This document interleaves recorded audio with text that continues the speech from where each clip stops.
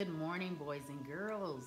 This is another story time with Mrs. D edition, and today we are going to read a very special book about a little monkey. You may not have heard about this monkey, but his name is Curious George, and he was a very curious monkey. This is the complete adventures of Curious George, so it's a very thick book with many stories about Curious George. The author is Margaret and H.A. Rye. So this is the front cover in case you wanted to add this book to your collection of reading. Let's get started. Today's story is called Curious George Rides a Bike. This is George.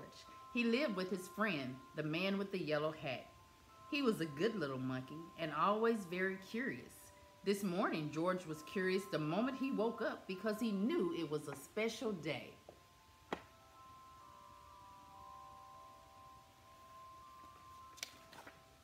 At breakfast, George's friend said, "Today we are to celebrate because just 3 years ago this day I brought you home with me from the jungle. So tonight I'll take you to the animal show. But first I have a surprise for you." He took George out to the yard where a big box was standing. George was very curious.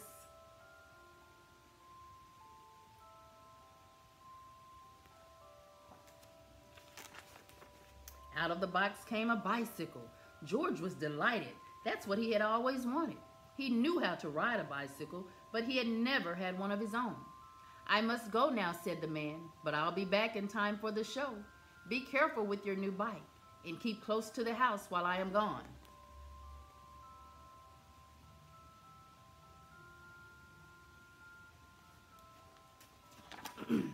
George could ride very well. He could even do all sorts of tricks. Monkeys are good at that. For instance, he could ride this way with both hands off the handlebars, and he could ride this way like a cowboy on a wild bronco. And he could also ride backwards. But after a while, George got tired of doing tricks.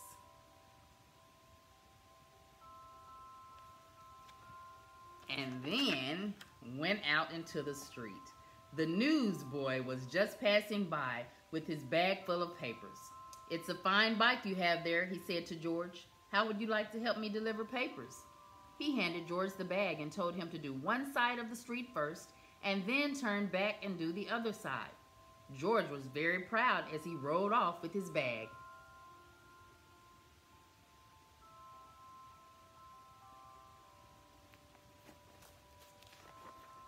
He started to deliver the papers on one side of the street as he had been told.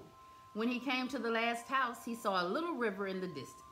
George was curious. He wanted to know what the river was like. So instead of turning back to deliver the rest of the papers, he just went on.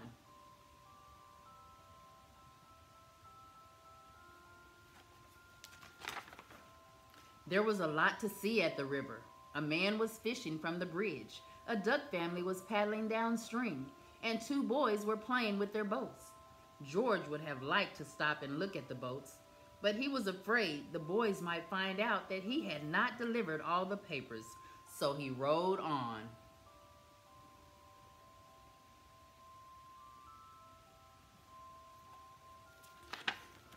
While riding along, George kept thinking of boats the whole time.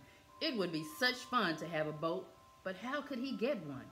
He thought, and then he had an idea. He got off the bicycle, took a newspaper out of the bag, and began to fold it. First, he folded down the corners like this.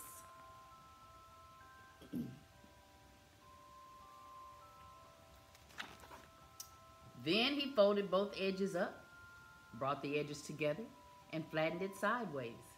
Then he turned one corner up, then the other one. Again brought the ends together and flattened it sideways. Then gently he pulled the ends open, and there was his boat.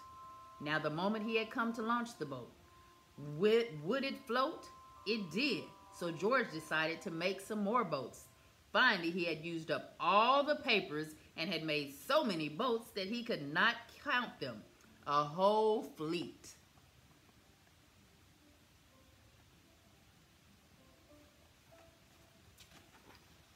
Watching his fleet sailing down the river, George felt like an admiral. But watching his fleet, he forgot to watch where he was going.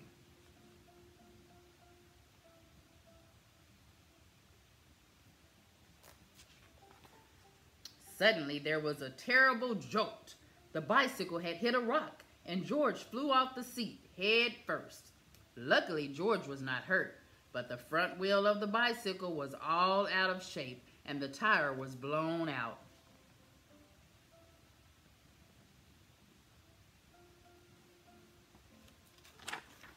George tried to ride the bicycle, but of course it wouldn't go. So he started carrying it, but it soon got too heavy. George did not know what to do.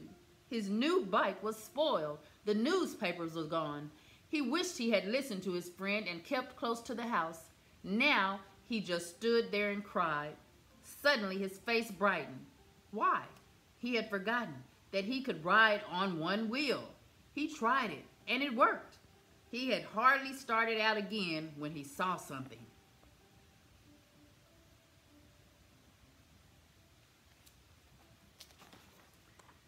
He had never seen before. Rolling toward him came an enormous tractor with huge trailers behind it.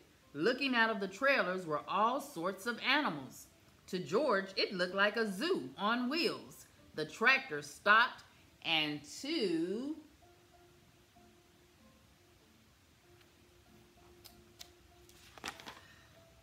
men jumped out. Well, well, said one of the men. A little monkey who can ride a bike bronco fashion. We can use you in our animal show tonight. I am the director of the show, and this is Bob. He can straighten your wheel and fix that flat in no time, and then we'll take you along to the place where the show is going to be. So the three of them got into the cab and drove off. Maybe you could play a fanfare while you ride your bike in the show, the director said. I have a bugle for you right here. And later on, you'll get a green coat and a cap just like Bob's.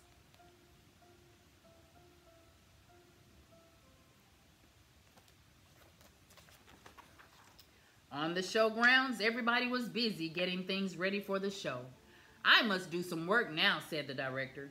Meanwhile, you may have a look around and get acquainted with all the animals. But you must not feed them, especially the ostrich, because he will eat everything and might get very sick afterwards.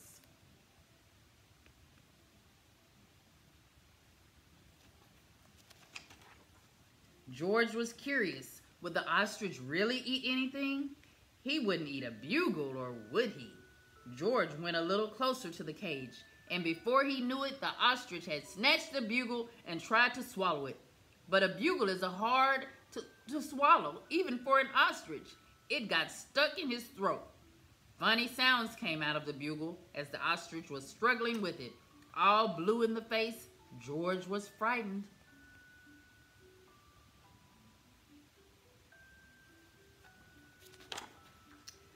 Fortunately, the men had heard the noise. They came rushing to the cage and got the bugle out of the ostrich's throat just in time. The director was very angry with George. We cannot use little monkeys who don't do as they are told, he said. Of course you cannot take part in the show now. We will have to send you home. George had to sit on a bench all by himself, and nobody even looked at him. He was terribly sorry for what he had done, but now it was too late. He had spoiled everything.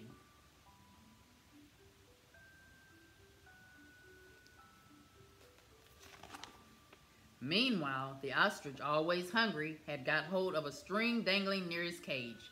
This happened to be the string which held the door to the cage of the baby bear. As the ostrich nibbled at it, the door opened, and the baby bear got out. He ran away as fast as he could and made straight for a high tree near the camp. Nobody had seen it but George, and George was not supposed to leave his bench. But this was an emergency, so he jumped up, grabbed the bugle, and blew as loud as he could. Then he rushed to his bicycle. The men had heard the alarm and thought at first that George had been naughty again. But when they saw the empty cage and the ostrich nibbling at the string, they knew what had happened.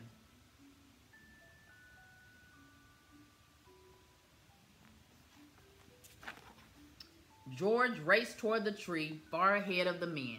By now the bear had climbed quite high, and this was dangerous because little bears can climb up a tree easily, but coming down is much harder. They may fall and get hurt. The men were worried. They did not know how to get him down safely, but George had his plan. With the bag over his shoulder, he went up the tree as fast as only a monkey can. And when he reached the baby bear,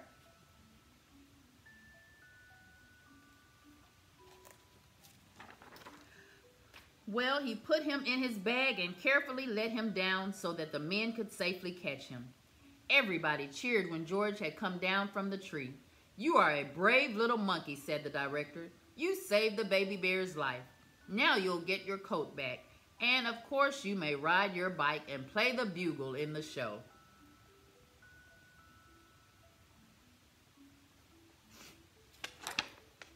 Finally, the show was on.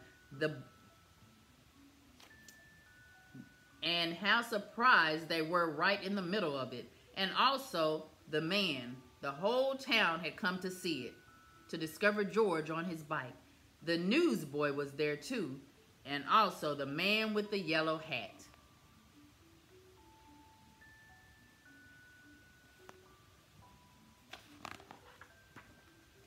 Who had been looking for George everywhere, was happy to have found him at last. The newsboy was glad to have his bag again, and the people from the other side of the street, whose papers George had made into boats, were not angry with him anymore. When the time had come for George to say goodbye, the director let him keep the coat and the cap and the bugle. And then George and his friend got into the car and went.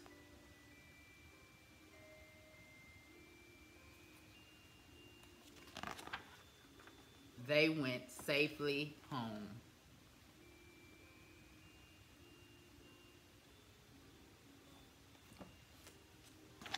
And that was the end of that story of Curious George Gets a Bicycle, boys and girls. I hope that you have enjoyed this story out of the collection of complete adventures of Curious George. Until next time, this has been Story Time with Mrs. D, and I will see you soon. Bye-bye now.